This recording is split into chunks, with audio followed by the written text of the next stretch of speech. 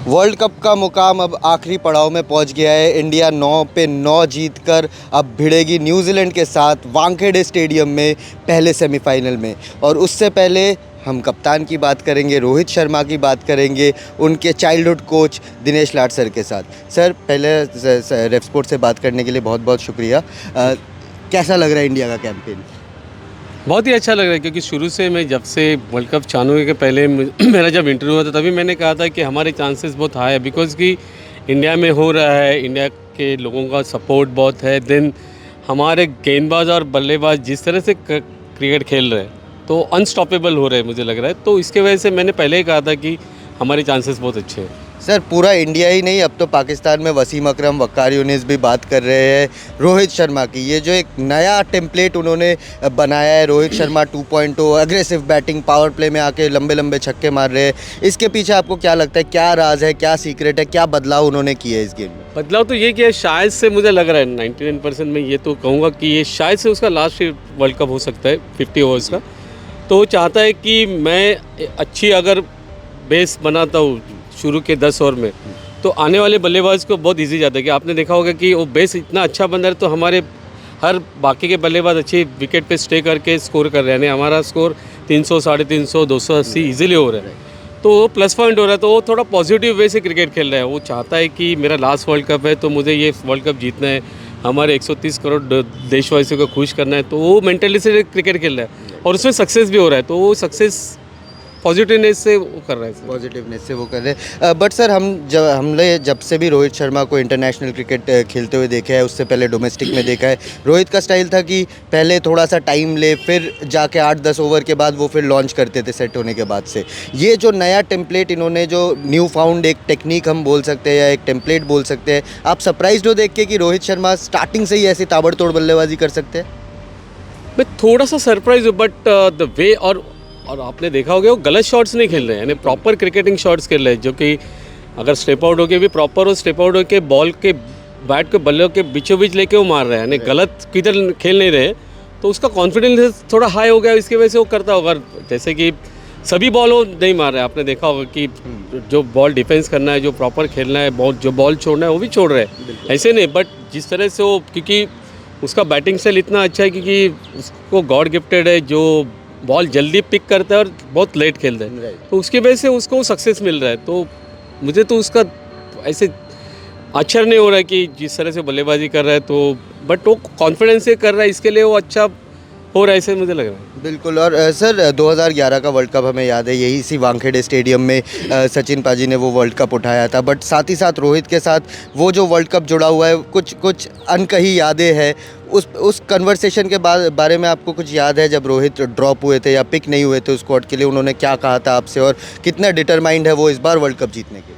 Basically उस वक्त क्या हो गया था कि 2009 से 11 के बीच में जिसका जो परफॉर्मेंस नहीं होता उसके वजह से टीम के बाहर गया था, और विराट कोहली उसके बाद आके टीम में खेल रहा था। तो हर प्लेयर की ख्वाहिश होती है कि मैं वर्ल्ड कप टीम में आ जाऊँ, वर्ल्ड कप खेलूँ और देश के लिए जिता के दूँ। बट अनफॉर्चुनेटली परफॉर्मेंस नहीं होने के बाद, बट थैंक्स टू वहाँ तब के जो सिलेक्टर थे, then MS Dhoni, thanks to him also, because कि MS धोनी ने उसके ऊपर बहुत फेथ रखा। और जब वो वर्ल्ड कप टीम के बाहर गया थोड़ा मायूस हो गया था, बट मैंने उसे कहा, देख रोहित, उसके घर पे बुला के उससे थोड़ा सी बातचीत की। मैंने कहा कि देख रोहित, अगर तूने क्रिकेट को टाइम नहीं दिया तो भूल जाएंगे सब लोग, क्योंकि आज अभी भी रोहित को सब जानते हैं, एक टैलेंटेड लड़का है, मेहनती लड़का है, बट तू जो टाइम देना चाहिए वो टाइम नहीं देना।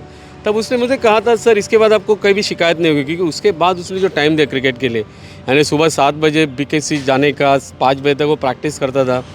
और आपने देखा होगा उसके बाद का ग्राफ जो बढ़ गया, वो आज तक वो ग्राफ नीचे कभी आया नहीं, क्योंकि 3 डबल सेंचुरीज, टेस्ट मैच में डेब्यू में 100 किए, देन T20 में उसने वर्ल्ड रिकॉर्ड होल्ड किया है 100 का। तो सभी जो रिकॉर्ड किए वो उसके बाद के, तो इसका कारण ये है कि उसने अपने टैलेंट को जस्टिफाई किया, अपने टैलेंट को टाइम दिया उसने, उसकी वजह से ये सब परफॉर्मेंस हो गया, ऐसा मुझे लगा। सर, हालांकि आप रोहित और शार्दुल के कोच हैं, बट आप एक क्रिकेट गुरु भी है, सो विराट पे भी थोड़ी सी बात करेंगे। लीडिंग रन स्कोरर है, 99 का एवरेज है इस बार इस वर्ल्ड कप में। उनकी बैटिंग को आप कैसे देख रहे हो? अभी हाल ही में उन्होंने 49 सेंचुरी भी मार के सचिन तेंदुलकर का रिकॉर्ड इक्वल किया। लग रहा है इस बार आएगा 50th सेंचुरी?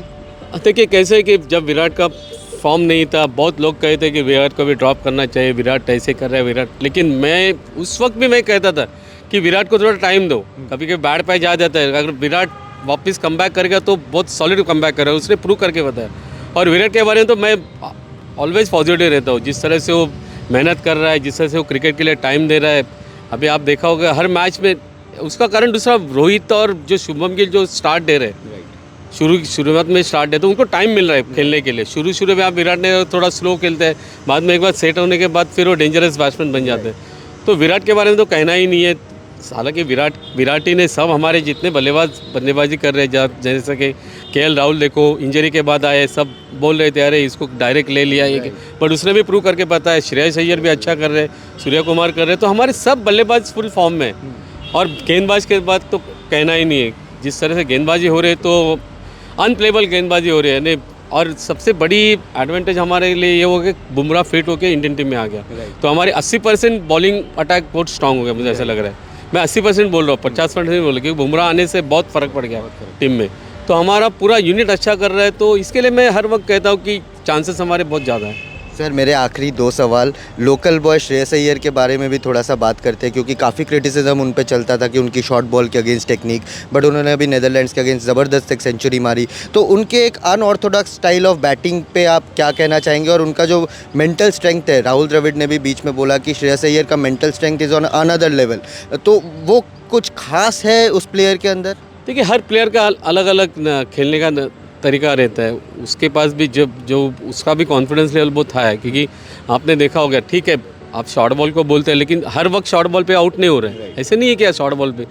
आपने देखा होगा बहुत सारे पहले के खिलाड़ी भी शॉर्ट बॉल को डिफिकल्ट जाता था कि इंडियन क्रिकेट विकेट में कैसे रहता है, इंडियन विकेट थोड़ा तेज़ नहीं होता है, बॉल जोर से नहीं आती है, तो उसके वजह से उतना बाउंसर का हमारे इधर प्रैक्टिस कमियाँ होती है। तो ऐसे नहीं कि वो, बट बाकी के आप शॉट्स देखो जिस तरह से खेलता है, यानी बहुत ईजी खेल रहा है। तो पता नहीं मुझे लोग ऐसा क्यों बोलते हैं, हम लोग क्रिटिसाइज़ बहुत ज़्यादा करते हैं, क्रिटिसाइज़ करने से उसका जो बाकी के खेल है वो देखना चाहिए, ऐसे मुझे लग रहा है। तो मेरे हिसाब से श्रेयस के बारे में ऐसा बोलना गलत है। श्रेयस ने प्रूव करके बताया अभी, जिस तरह से लास्ट मुझे लगता है 500 रन अभी तक उसके हुए रहेंगे ये वर्ल्ड कप में।